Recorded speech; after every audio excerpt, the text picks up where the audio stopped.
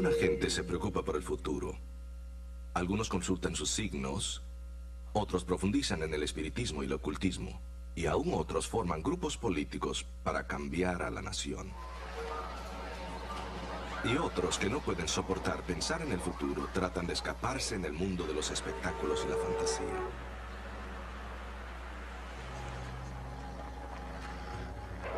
Pero no hay forma de escapar a los hechos. Desde el fin de la Segunda Guerra Mundial, los científicos nos advierten que estamos amenazados por la extinción. Y no están solos en sus predicciones. Unas cuantas religiones nos enseñan que por una razón u otra, nuestra Tierra será destruida o por lo menos experimentará un cambio dramático en su estructura o estado. Siempre han habido cambios y calamidades a través de la historia. Así que, ¿cuál es la preocupación por los cambios dramáticos que enfrenta nuestra sociedad? La respuesta es simple. Estos cambios nunca han ocurrido con tanta frecuencia y severidad como en los tiempos modernos. Y nunca antes la humanidad ha tenido la capacidad de destruir la Tierra. Esto por sobre todos los desastres que siempre hemos tenido. Tomemos los terremotos, por ejemplo. Uno de los terremotos más conocidos de nuestra era moderna ocurrió en 1755 con su epicentro en Lisboa, Portugal. En unos cuantos minutos dejó 60.000 muertos. Desde entonces han habido terremotos mucho más potentes. En los últimos 20 o 30 años, Marruecos, Armenia, México, Estados Unidos, India y Algeria fueron conmovidos por terremotos con el costo de millones de vidas. El peor de todos mató a 3/4 millones de gente, hirió otro millón más y destruyó la mayoría de los edificios en un área muy poblada de China. Nuestro siglo tampoco ha estado inmune a otros desastres naturales. Bangladesh y Estados Unidos han sufrido de tornados e inundaciones de gran magnitud repetidamente, mientras que otras partes del mundo como Somalia, el Sudán, África Central, Australia han tenido sequías que destruyeron las siembras y produjeron hambruna. Fuegos forestales consumieron grandes extensiones en Australia, Estados Unidos, España y el sur de Francia. Hambrunas, consecuencia de inestabilidad política y desastres naturales, han atacado países como Eritrea, Etiopía, el Sudán, Somalia, Chad, Ruanda, Cuba y Haití. La China y la antigua Unión Soviética importan cantidades masivas de comida para compensar su deficiencia agricultural. En los países ricos se destruye el exceso de producción para proteger los precios del mercado, mientras que en el globo 250.000 personas mueren de hambre cada semana. Irónicamente, los países ricos tienen sus propios problemas como la superproducción, el exceso de siembra, de pesca y la contaminación masiva. Y así continúa la destrucción y el sufrimiento. Los pedidos de ayuda son tan frecuentes y tan excesivos que el mundo occidental sufre de fatiga de compasión. La tiranía de la guerra siempre ha estado presente en la historia, pero el siglo XX ha visto enormes avances en el arte del asesinato masivo.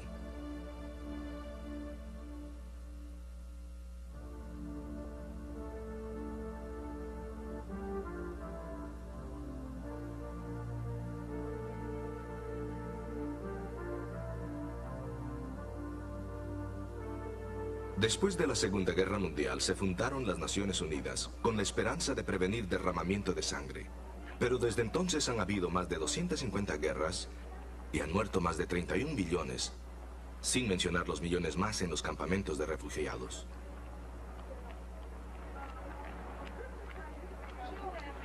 And liftoff of Endeavour on America's 50th space shuttle flight.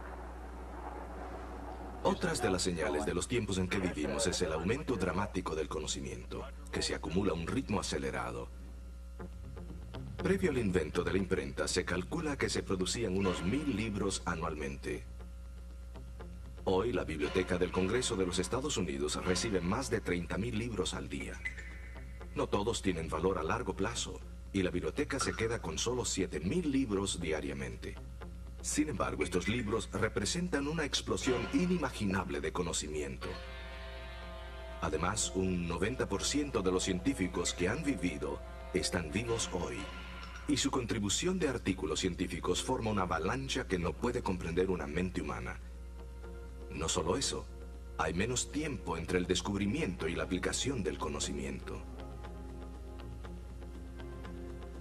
Pero tal vez el aspecto más perturbador del tiempo en que vivimos sea el profundo decaimiento moral que tiene nuestra sociedad.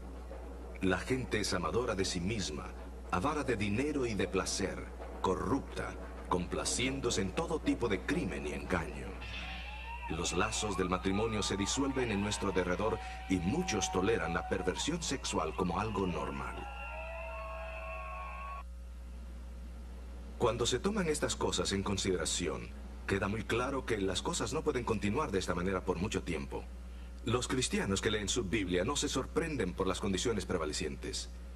Aunque reconocen su responsabilidad de tratar de detener la oleada de maldad, también saben que la Biblia predice claramente cómo terminarán las cosas para la raza humana. Y tú, Daniel, caminarás hacia tu fin, y reposarás, y te levantarás para recibir tu heredad al fin de los días. Aquí, en una corta oración, Daniel registra 3 eventos interrelacionados: el fin del mundo, la resurrección y el juicio.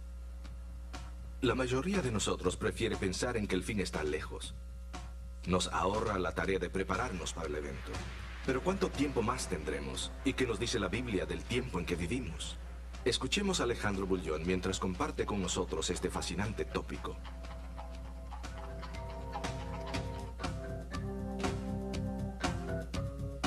Hola amigos, ¿cómo están? Bienvenidos nuevamente a nuestro programa.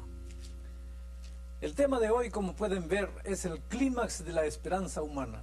La segunda venida de Cristo es la única respuesta segura a los problemas que nuestro mundo enfrenta. En el estudio de hoy veremos los eventos finales, tal como se bosquejan en el libro de Daniel. Abramos la Biblia en Daniel 12:1. Miren lo que dice. Y en aquel tiempo se levantará Miguel, el gran príncipe que está por los hijos de tu pueblo, y será tiempo de angustia cual nunca fue desde que hubo gente hasta entonces. Mas en aquel tiempo será libertado tu pueblo, todos los que se hallaren escritos en el libro. ¿No es maravilloso saber que tenemos un gran príncipe que aboga por nosotros? Muchos estudiantes de la Biblia ven en Miguel una referencia a Jesucristo. Es maravilloso y reconfortante saber que tenemos a Miguel que sale en defensa nuestra. Notemos que la última parte de este versículo nos asegura que esta es una promesa de Jesucristo. Nuestro gran Dios y Salvador se levantará en nuestra defensa y librará a todos aquellos cuyos nombres estén escritos en el libro de la vida y del Cordero. Pero justamente cuando Miguel trata de librar al pueblo de Dios y destruir al anticristo, se desata un tiempo de angustia cual nunca fue visto. Sin embargo, hay buenas nuevas para el pueblo de Dios. Mientras se desata este tiempo de angustia, el pueblo de Dios será protegido y preservado. Ustedes recordarán cómo Dios libró a los 3 hebreos en el horno de fuego. Recordarán también cómo Dios preservó a Daniel en el foso de los leones. En cada momento difícil, Jesús siempre estuvo con su pueblo y lo libró. De igual forma, en los últimos días, el pueblo de Dios pasará por un tiempo de angustia, pero Él nos librará tal como lo ha hecho en el pasado.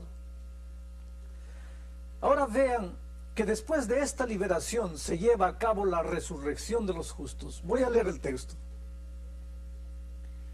Y muchos de los que duermen en el polvo de la tierra serán despertados, unos para vida eterna y otros para vergüenza y confusión perpetua. Pablo lo expresa de esta otra forma, miren. Porque el mismo Señor con aclamación, con voz de arcángel y con trompeta de Dios, descenderá del cielo, y los muertos en Cristo resucitarán primero. Luego los que vivimos, nosotros los que vivimos, los que quedamos, juntamente con ellos seremos arrebatados en las nubes a recibir al Señor en el aire, y así estaremos siempre con el Señor. Esto es lo que me gusta de la Biblia. Es tan clara y sencilla. Cuando Jesús vuelve por segunda vez, resucitan los justos muertos y los vivos son liberados y arrebatados para recibir al Señor en el aire. La segunda venida de Cristo es una de las mayores verdades de este libro. Solo en el Nuevo Testamento se menciona más de 300 veces. Uno de los primeros pasajes que aprendí en la Biblia es el que está registrado en Juan 14, 1 al 3. Todos los cristianos lo conocen de memoria, pero lo voy a leer aquí en la Biblia. No se turbe vuestro corazón. Creéis en Dios, creed también en mí. En la casa de mi Padre muchas moradas hay. De otra manera os lo hubiera dicho. Voy pues a preparar lugar para vosotros. Y si me fuere y os aparejare el lugar, vendré otra vez y os tomaré a mí mismo, para que donde yo estoy, vosotros también estéis. Jesús mismo prometió que vendría otra vez. La Biblia nos dice cómo volverá Jesús. Notemos la declaración sencilla en Hechos capítulo 1, versículos 9 al 11. Y habiendo dicho estas cosas, viéndolo ellos, fue alzado, y una nube le recibió y le quitó de sus ojos. Y estando ellos con los ojos puestos en el cielo, entre tanto que él iba, he aquí dos varones se pusieron junto a ellos en vestidos blancos, los cuales también les dijeron: varones Galileos, ¿qué estáis mirando al cielo? Este mismo Jesús que ha sido tomado de entre vosotros, desde vosotros, arriba en el cielo, así vendrá como le habéis visto ir al cielo. Estos versículos me dicen que Jesús vendrá por segunda vez en la misma forma como se fue al cielo. Noten que dice, el mismo Jesús vendrá así como. Eso quiere decir en la misma forma. Los discípulos lo vieron irse al cielo. Se fue personalmente al cielo. Así que podemos esperar que cuando Jesús venga por segunda vez, será visible. También vendrá personalmente, volverá Él mismo. Al hablar de su regreso, en Mateo 24, Jesús dijo que su regreso sería un evento que todo el mundo vería. No solamente los justos, sino también los impíos. Claro está que la reacción será distinta. Los santos se regocijarán en su venida, mientras que los impíos se lamentarán. Permítanme leer esto que estoy diciendo en la Biblia. Y entonces se mostrará la señal del Hijo del Hombre en el cielo. Y entonces lamentarán todas las tribus de la tierra y verán al Hijo del Hombre que vendrá sobre las nubes del cielo con gran poder y gloria. Todos verán su venida. Será un evento que todo el mundo verá. En otra cita, en Apocalipsis 1:7, dice que todo ojo verá a Jesús cuando vuelva por segunda vez, lo cual incluye tanto a los justos como a los impíos. Vean lo que dice. He aquí que viene con las nubes y todo ojo le verá. Y los que le traspasaron y todos los linajes de la tierra se lamentarán sobre él. Así sea. Amén. No hay nada secreto en la venida de Jesús. Es más, Él dijo lo siguiente, vean aquí. Así que, si os dijeren, aquí en el desierto está, no salgáis. Aquí en las cámaras, no creáis. Como ven, cualquiera que enseñe que la venida de Jesús es secreta, está equivocado, y Jesús dice que no le debemos creer.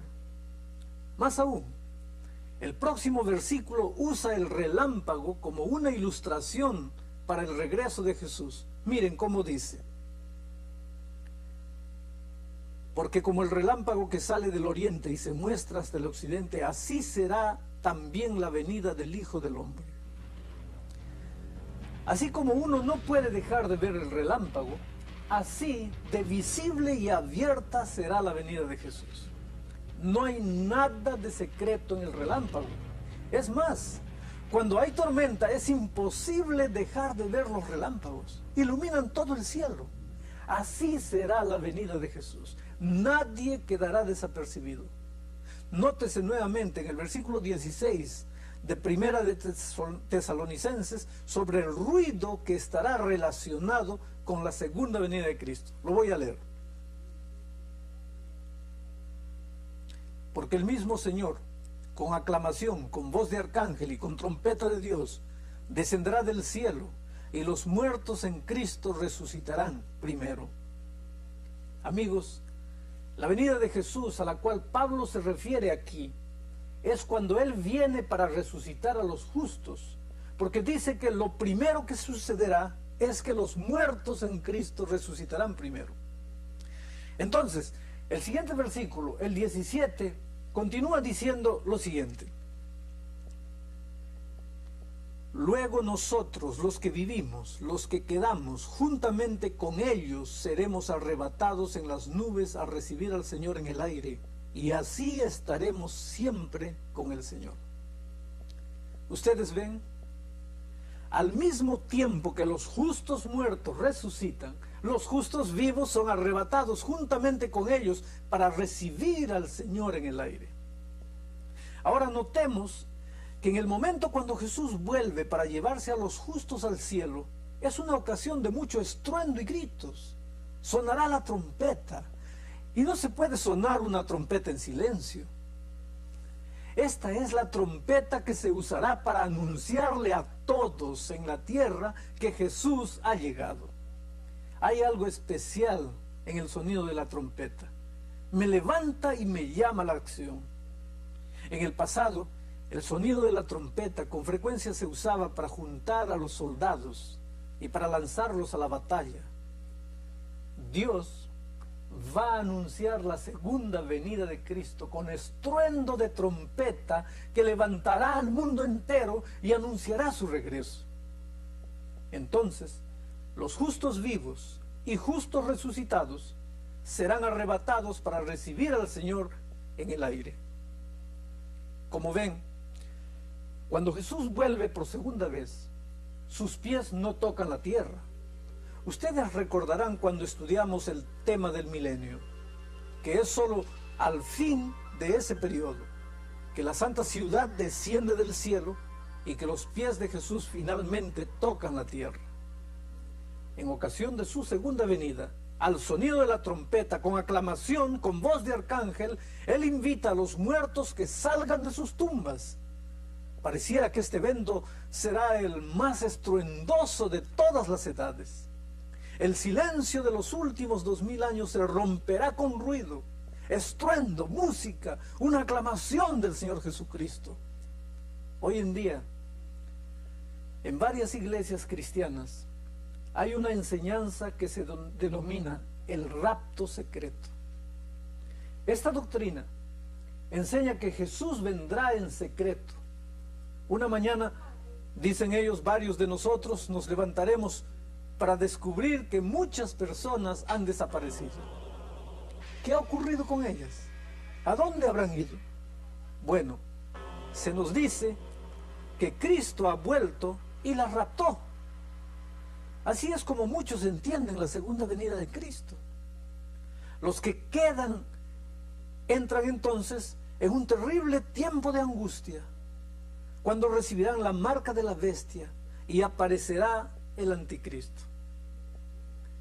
Me parece que a ustedes les va a resultar muy difícil hacer combinar esta idea con los textos que acabamos de leer en la Biblia y que dicen que Jesús vendrá de la misma forma como subió al cielo, en forma visible y personal. Las Escrituras dejan claramente establecido que los justos no serán raptados del mundo antes que venga el tiempo de angustia final. Permanecerán sobre la tierra durante el tiempo de angustia. Pero lo más emocionante de esto es que Dios estará con ellos durante ese tiempo, así como lo estuvo con Sadrach, Mesach, Daniel y Abednego Dios protegerá a su pueblo durante este tiempo. Tú tal vez te preguntes, ¿por qué se enseñó y se aceptó esta doctrina del rapto secreto? Los que enseñan esta teoría creen que Dios usará a la nación literal de Israel para evangelizar al mundo. Eso significa, por lo tanto, que ya no se necesita más la iglesia, ya no se necesita que la iglesia permanezca en este mundo. Así que Dios rapta a la iglesia para dejar el camino libre para que Israel evangelice el mundo. El problema con esta teoría es que la Biblia enseña que en los tiempos neotestamentarios hay una sola venida que Dios usa para evangelizar el mundo, y esa es la iglesia. La Biblia también enseña que la iglesia será su instrumento de salvación justo antes del tiempo del fin. Por lo tanto, la idea de que Dios necesita raptar a la iglesia para dejar el camino libre para Israel no tiene base ninguna en alguna parte de la Biblia. Toda esta teoría está basada en arenas movedizas. Tal vez debiéramos recordar un poco las raíces de este rapto secreto, porque es una enseñanza relativamente nueva. Déjenme explicarles. Hay tres formas de interpretar la profecía. Cuando se estudia el libro de Daniel y su libro paralelo, Apocalipsis, debemos entender estas tres formas de interpretar. Primero, tenemos la interpretación preterista, es decir, la idea de que las profecías de Daniel y Apocalipsis se cumplieron en el pasado. Las profecías de Daniel en el tiempo de Antíoco Epífanes y las profecías de Apocalipsis en el tiempo de los romanos. Y por esa razón, ellos dicen, ninguna de las profecías tiene ya más valor para el día de hoy. Esa es la primera. La segunda manera de interpretar es la interpretación futurista. Esta interpretación ve todas estas profecías para el futuro, y por ende la mayoría de estas profecías no se ha cumplido según ellos. Los que proponen el rapto son los futuristas. De acuerdo a los futuristas, solamente los capítulos 1 al 3 de Apocalipsis son los eventos históricos de Apocalipsis. Pero desde Apocalipsis 4 en adelante, donde se le dice a Juan que suba para acá, ocurre entonces el rapto. Es decir, todo lo que ocurre después de este pasaje de Apocalipsis 4:1 se dice que ocurre después del rapto. Bueno, el tercer método de interpretación profética es el método histórico. Este es el tipo de interpretación que yo he seguido en todos estos programas. Este método interpreta la profecía comenzando desde los días del profeta, continuando a través de la historia y culminando en el fin del tiempo. Este método de interpretación, dicho sea de paso, fue el método adoptado por la Iglesia cristiana durante más de 2000 años. Tanto el preterismo como el futurismo son métodos de interpretación relativamente nuevos. Permítanme que les explique. Los grandes reformadores, Martín Lutero, Calvino y Zwinglio, todos ellos aceptaban y usaban el método histórico de interpretación profética. Ese método reconocía al papado como la fuerza opresora del pueblo de Dios durante la Edad Media del oscurantismo. Fue justamente esta comprensión de la profecía que les dio el valor para levantarse y darle origen a la Reforma Protestante. En la mente de cada uno de los reformadores, el papado se constituyó en el anticristo. Obviamente, a la Iglesia de Roma no le gustó mucho que los reformadores se refiriesen a ella como la gran ramera y la bestia y el cuerno pequeño. Así que la Iglesia Católica encargó a 2 sacerdotes jesuitas para desarrollar interpretaciones distintas para los libros de Daniel y Apocalipsis, para limpiar la culpa de la Iglesia Católica. Cada uno de ellos desarrolló una perspectiva distinta para interpretar la profecía. Eleazar, uno de ellos, desarrolló el método preterista que pretendía demostrar que el cumplimiento de las profecías de Daniel ocurrieron antes de que los papas subieran al trono en Roma y que por lo tanto no se podía aplicar al papado. Por otro lado, el jesuita Rivera trató de demostrar que el cumplimiento de las profecías estaban todavía en el futuro y por lo tanto no se referían a Roma, sino a un individuo desconocido en el futuro, que reinaría durante 3 años y medio. Rivera elaboró su teoría alrededor del año 1580 después de Cristo. Entonces el futurismo, que data de la Contrarreforma, se comenzó a infiltrar disimuladamente en el protestantismo. Esto ocurrió en el siglo XIX, entre los hermanos de Plymouth, cuando una mujer llamada Margaret MacDonald tuvo una revelación en la que pretendía haber tenido una experiencia con el don de lenguas. Declaró que habría un rapto secreto. Esto se enseñó así durante muchos años, mayormente por grupos protestantes extremistas, especialmente los que se dedicaban a la glosolalia. Sin embargo, cuando se publicó la Biblia de referencias por Scofield, cuyas notas apoyaban la idea del rapto secreto, muchos otros cristianos fueron llevados a abrazar esta idea.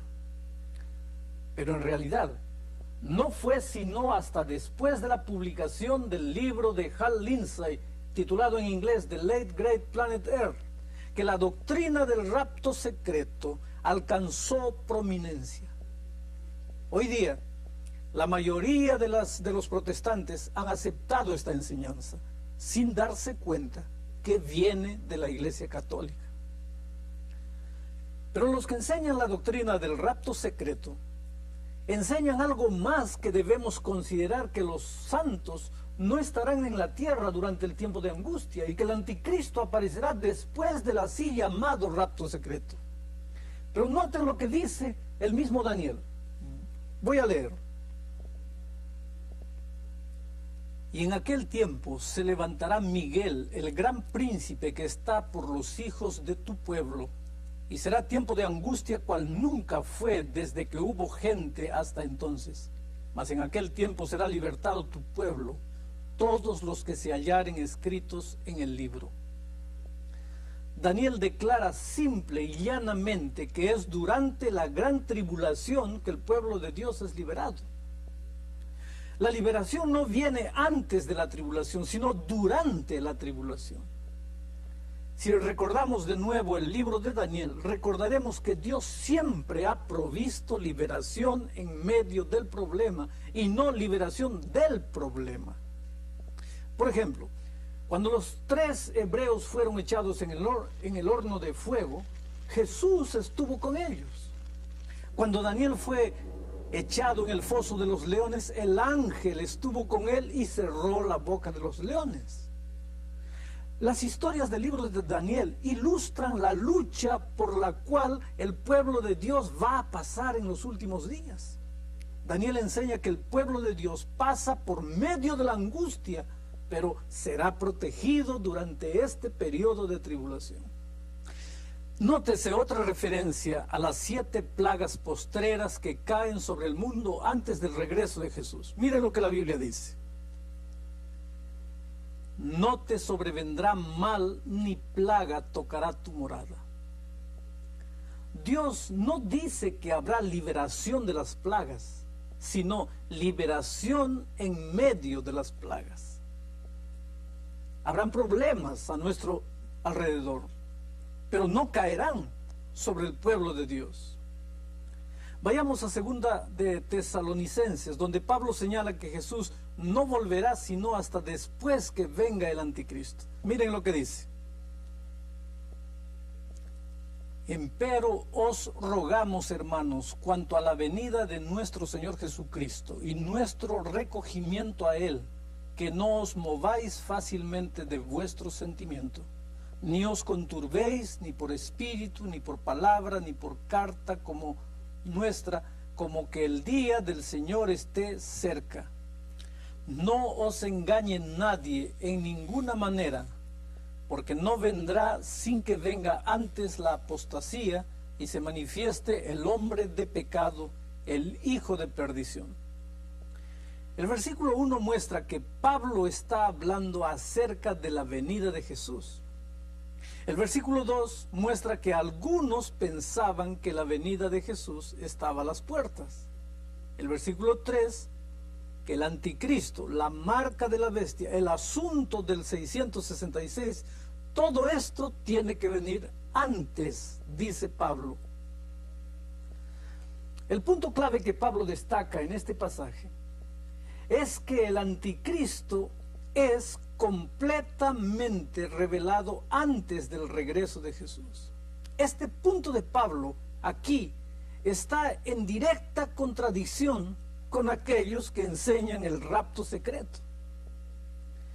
Este asunto dice claramente que el día de nuestro recogimiento no vendrá a menos que el hombre de pecado, o sea, el anticristo, venga primero.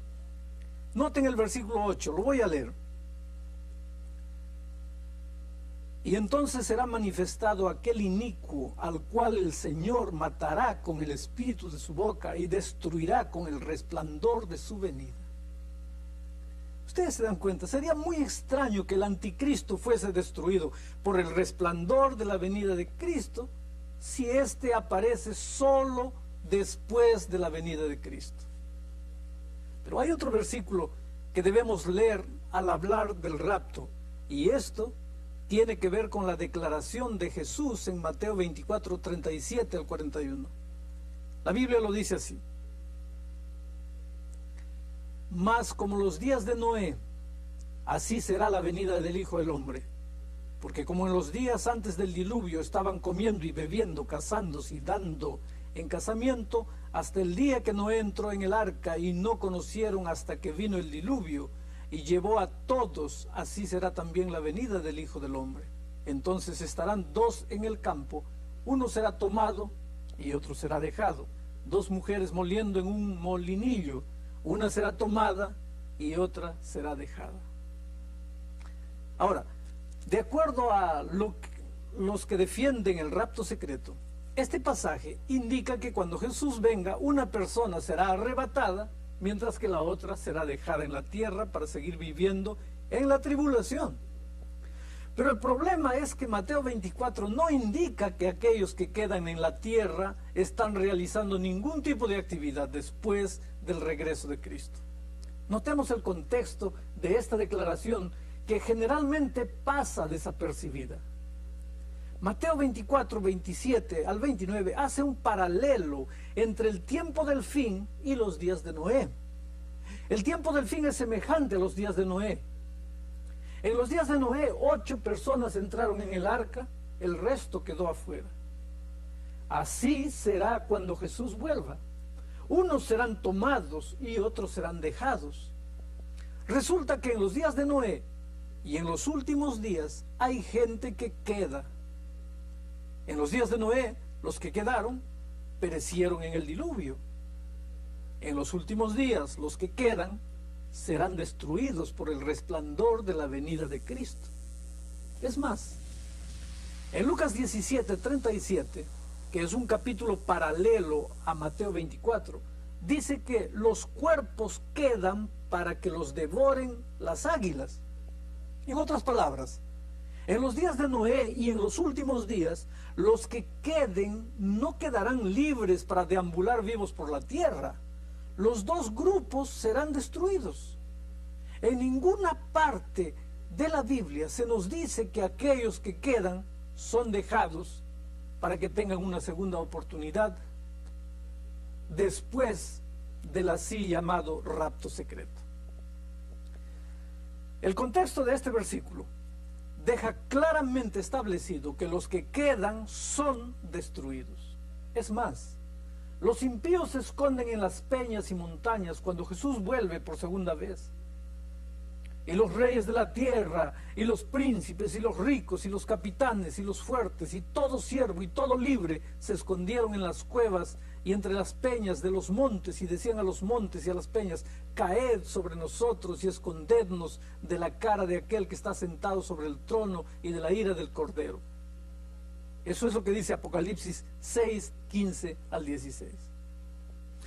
Así que es claro que los malos ven el regreso de Jesús. Ahora, de acuerdo a los del rapto secreto, los malos ni siquiera saben que Jesús vino. Qué contraste con la reacción de los justos que han estado anhelando el regreso de Jesús. Noten lo que dice Apocalipsis 19. Y salió una gran voz de una gran compañía, y como el ruido de muchas aguas, y como la voz de grandes truenos, que decía: aleluya, porque reinó nuestro Dios Todopoderoso. ¡Qué tremendo contraste! Mientras que los impíos claman a las peñas y montañas para que caigan sobre ellos, los justos alaban y exaltan a Dios porque ha venido Jesús.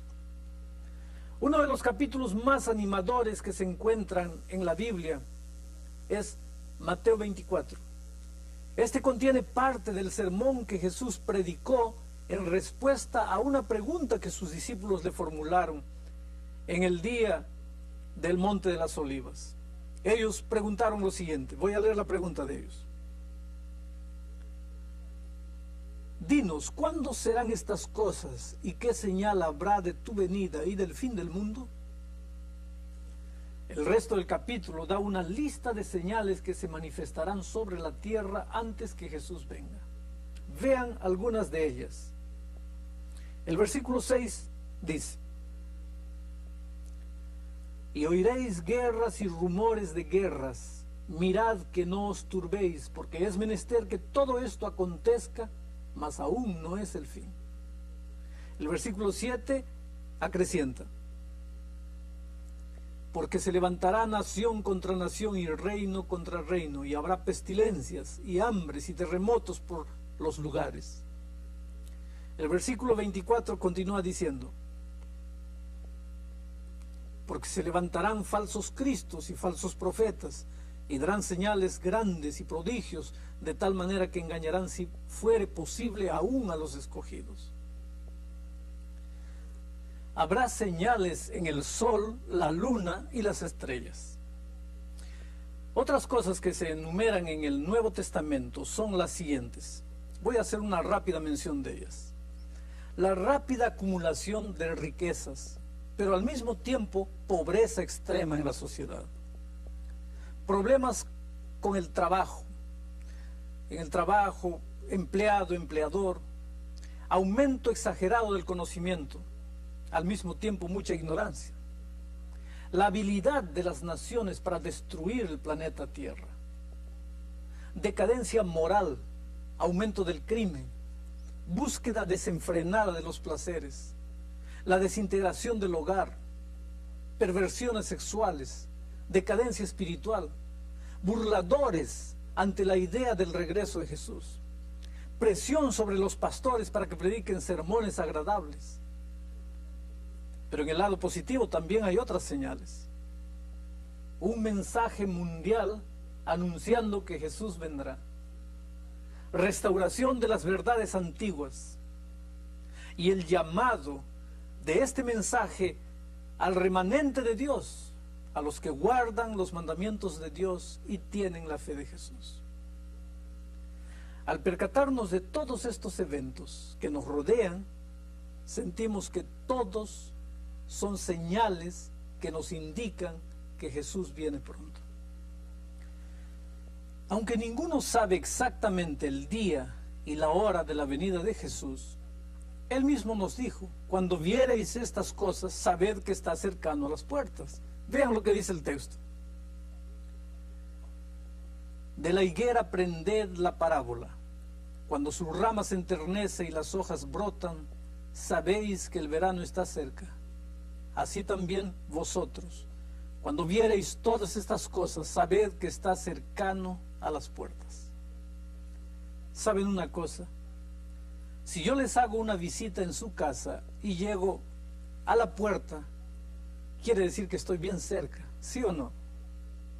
De la misma manera, Jesús dice, todas estas cosas indican que mi venida está cerca, muy cerca. Aunque ninguno de nosotros sabe el día y la hora de la venida de Jesús, sabemos que está cerca. Esa es la razón por la que Él nos recomienda que estemos listos. Noten ustedes, Jesús está tan cercano a nosotros como la última palpitación de nuestro corazón. Si nosotros muriésemos, la venida de Jesús sería el primer evento que presenciaríamos en ocasión de la resurrección. Esa es la razón por la que se nos invita a estar listos y vivir como si su venida fuese a ocurrir mañana.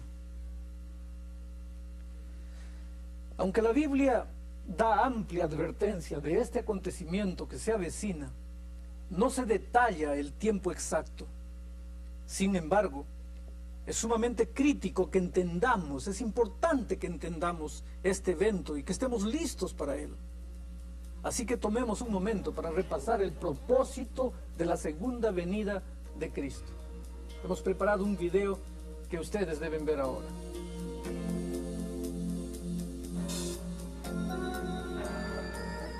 Repasemos nuestro programa.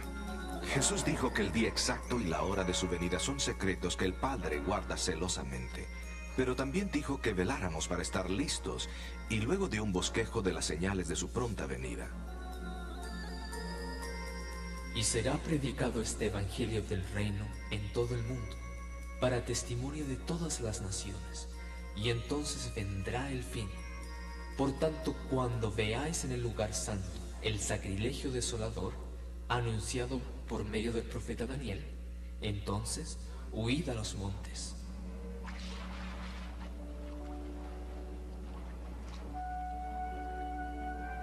El cristianismo aún está diseminando las buenas nuevas de Jesús a todo el mundo. Hay muy pocos lugares que no han oído del nombre de Jesús. Cada día miles están aceptando la salvación ofrecida a través de él. Mientras Cristo se prepara para volver a liberar a su pueblo y a destruir al gran apóstata, el mundo se hunde en el más grande tiempo de angustia que jamás se haya visto. Cuando el enemigo de Dios y la humanidad ve que se acerca el fin, hará todo lo que esté a su alcance para causar estragos y destrucción. La Biblia describe esto como un tiempo de angustia cual nunca fue. Todos estos eventos llevarán al mundo al vértice de la destrucción. Entonces Cristo vendrá para salvar a la humanidad.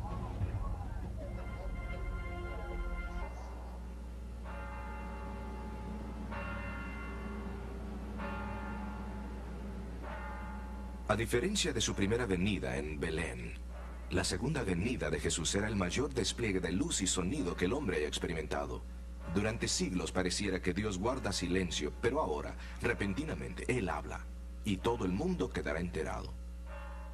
Cuando Cristo vuelve, los justos muertos serán resucitados y juntamente con los justos vivos serán arrebatados para encontrar al Señor en el aire.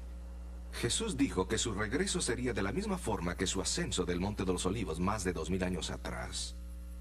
Ese ascenso fue visible y personal, así que podemos esperar que su venida sea de igual manera. Más aún, la Biblia dice que todo ojo le verá. Esto contradice la idea de un rapto secreto. Esta creencia común declara que Cristo regresa en secreto y rapta a sus seguidores antes del tiempo de angustia final. Pero la Escritura declara ampliamente que los justos permanecerán aquí durante el tiempo de angustia y serán protegidos por los ángeles de Dios. Aquellos que defienden el rapto secreto creen que Dios utilizará a la nación del Israel literal en vez de la iglesia como su última agencia evangelística. Pero la Biblia deja claramente establecido que la iglesia es la agencia evangelística de Dios hasta el fin del tiempo. Los que enseñan el rapto secreto también dicen que los justos serán raptados antes del tiempo de angustia. Pero Daniel deja muy claro que el pueblo de Dios será librado durante el tiempo de angustia, como él lo fue en el foso de los leones. Más aún, aquellos que enseñan el rapto secreto declaran que el hombre de pecado, el anticristo, vendrá después de la segunda venida, cuando los justos sean reunidos para Cristo. Pero el apóstol Pablo declara inequívocamente que el día que seamos reunidos con Cristo no vendrá a menos que primero se manifieste el hombre de pecado. Y ese anticristo será destruido con el resplandor de su venida. Y no es solo el anticristo el que será destruido. La Biblia dice que todos los malvados quedarán aterrorizados y pedirán a las rocas y a las montañas que los escondan del rostro de Dios.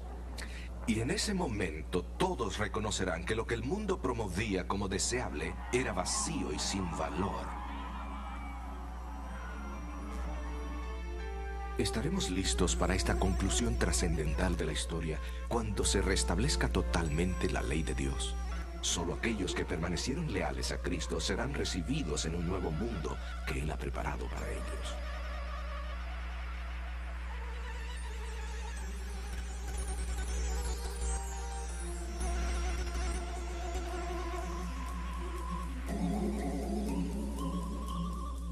Amigos, ya está la hora de ir para casa.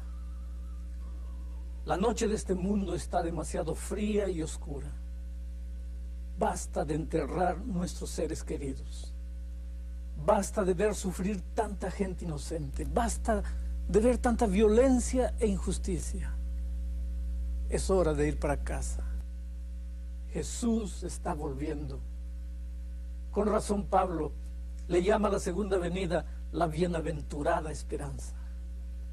Yo creo que la cosa más importante que nosotros podemos hacer es estar preparados para esta ocasión. ¿No creen ustedes? ¿Por qué no tomamos un pedazo de papel ahora y escribimos nuestra decisión? Escribe lo siguiente: Señor, ayúdame a estar listo para tu pronta venida. Vamos a orar. Querido Padre, muchas gracias porque este mundo no es nuestro hogar. Muchas gracias porque tú has prometido que Jesús volverá para llevarnos con Él. Que esa bendita esperanza anime nuestro vivir diario. Bendice de una manera especial a las personas que están estudiando con nosotros y están tomando decisiones de valor eterno. Sé con ellas cada momento de su vida. En nombre de Jesucristo. Amén.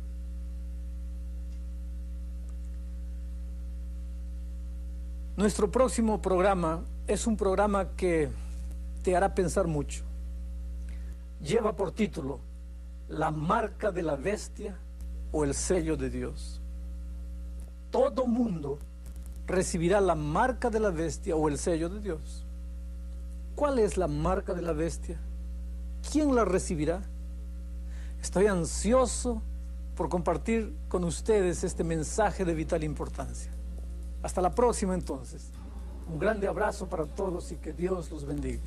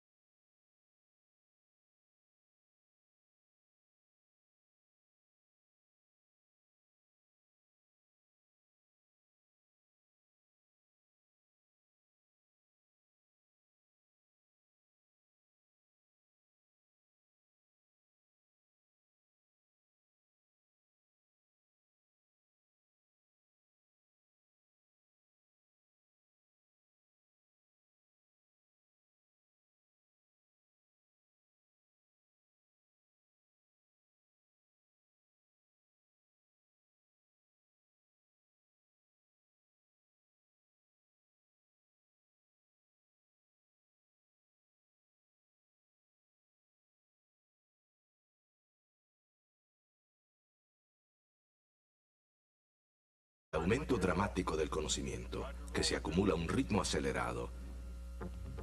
Previo al invento de la imprenta, se calcula que se producían unos 1000 libros anualmente.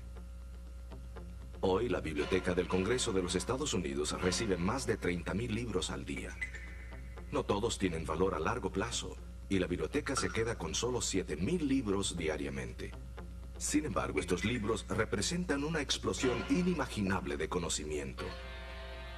Además, un 90% de los científicos que han vivido están vivos hoy. Y su contribución de artículos científicos forma una avalancha que no puede comprender una mente humana. No solo eso, hay menos tiempo entre el descubrimiento y la aplicación del conocimiento. Pero tal vez el aspecto más perturbador del tiempo en que vivimos sea el profundo decaimiento moral que tiene nuestra sociedad. La gente es amadora de sí misma, avara de dinero y de placer, corrupta, complaciéndose en todo tipo de crimen y engaño. Los lazos del matrimonio se disuelven en nuestro derredor y muchos toleran la perversión sexual como algo normal. Cuando se toman estas cosas en consideración, queda muy claro que las cosas no pueden continuar de esta manera por mucho tiempo. Los cristianos que leen su Biblia no se sorprenden por las condiciones prevalecientes. Aunque reconocen su responsabilidad de tratar de detener la oleada de maldad, también saben que la Biblia predice claramente cómo terminarán las cosas para la raza humana. Y tú, Daniel, caminarás hacia tu fin, y reposarás, y te levantarás para recibir tu heredad al fin de los días. Aquí, en una corta oración, Daniel registra 3 eventos interrelacionados: el fin del mundo, hambrunas, consecuencia de inestabilidad política y desastres naturales, han atacado países como Eritrea, Etiopía, el Sudán, Somalia, Chad, Ruanda, Cuba y Haití. La China y la antigua Unión Soviética importan cantidades masivas de comida para compensar su deficiencia agricultural. En los países ricos se destruye el exceso de producción para proteger los precios del mercado, mientras que en el globo 250.000 personas mueren de hambre cada semana. Irónicamente, los países ricos tienen sus propios problemas como la superproducción, el exceso de siembra, de pesca y la contaminación masiva. Y así continúa la destrucción y el sufrimiento. Los pedidos de ayuda son tan frecuentes y tan excesivos que el mundo occidental sufre de fatiga de compasión. La tiranía de la guerra siempre ha estado presente en la historia, pero el siglo XX ha visto enormes avances en el arte del asesinato masivo.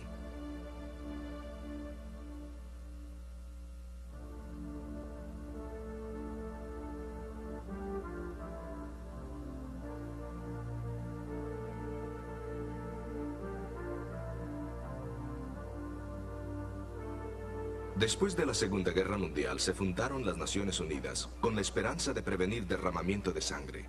Pero desde entonces han habido más de 250 guerras y han muerto más de 31 millones, sin mencionar los millones más en los campamentos de refugiados.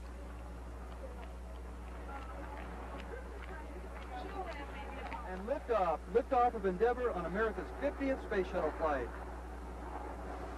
Otras de las señales de los tiempos en que vivimos es el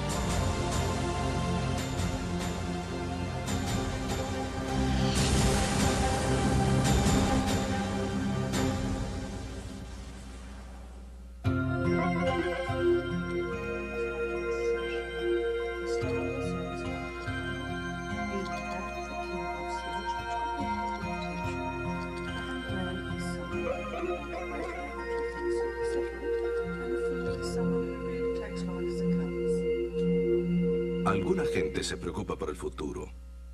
Algunos consultan sus signos, otros profundizan en el espiritismo y el ocultismo, y aún otros forman grupos políticos para cambiar a la nación. Y otros que no pueden soportar pensar en el futuro tratan de escaparse en el mundo de los espectáculos y la fantasía.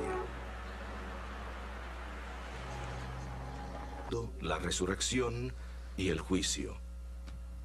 La mayoría de nosotros prefiere pensar en que el fin está lejos. Nos ahorra la tarea de prepararnos para el evento. Pero ¿cuánto tiempo más tendremos? ¿Y qué nos dice la Biblia del tiempo en que vivimos? Escuchemos a Alejandro Bullón mientras comparte con nosotros este fascinante tópico.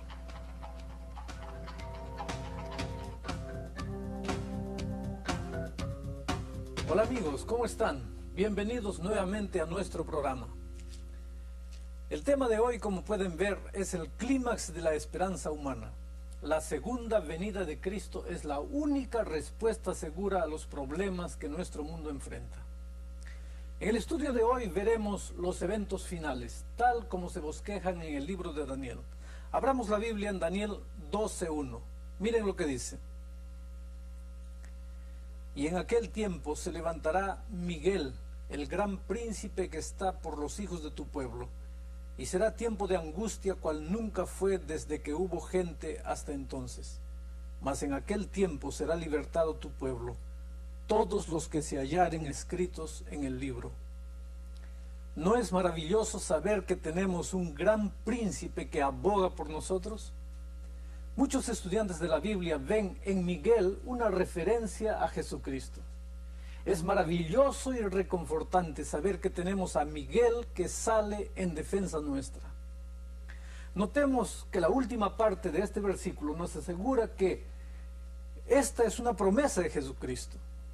Nuestro gran Dios y Salvador se levantará en nuestra defensa y librará a todos aquellos cuyos nombres estén escritos en el libro de la vida y del Cordero. Pero justamente cuando Miguel trata de librar... Pero no hay forma de escapar a los hechos. Desde el fin de la Segunda Guerra Mundial, los científicos nos advierten que estamos amenazados por la extinción. Y no están solos en sus predicciones. Unas cuantas religiones nos enseñan que por una razón u otra, nuestra Tierra será destruida o por lo menos experimentará un cambio dramático en su estructura o estado. Siempre han habido cambios y calamidades a través de la historia. Así que, ¿cuál es la preocupación por los cambios dramáticos que enfrenta nuestra sociedad? La respuesta es simple. Estos cambios nunca han ocurrido con tanta frecuencia y severidad como en los tiempos modernos. Y nunca antes la humanidad ha tenido la capacidad de destruir la Tierra. Esto por sobre todos los desastres que siempre hemos tenido. Tomemos los terremotos, por ejemplo. Uno de los terremotos más conocidos de nuestra era moderna ocurrió en 1755 con su epicentro en Lisboa, Portugal. En unos cuantos minutos dejó 60.000 muertos. Desde entonces han habido terremotos mucho más potentes. En los últimos 20 o 30 años, Marruecos, Armenia, México, Estados Unidos, India y Algeria fueron conmovidos por terremotos con el costo de millones de vidas. El peor de todos mató a 3/4 de millones de gente, hirió otro millón más y destruyó la mayoría de los edificios en un área muy poblada de China. Nuestro siglo tampoco ha estado inmune a otros desastres naturales. Bangladesh y Estados Unidos han sufrido de tornados e inundaciones de gran magnitud repetidamente, mientras que otras partes del mundo como Somalia, el Sudán, África Central, Australia han tenido sequías que destruyeron las siembras y produjeron hambruna. Fuegos forestales consumieron grandes extensiones en Australia, Estados Unidos, España y el sur de Francia.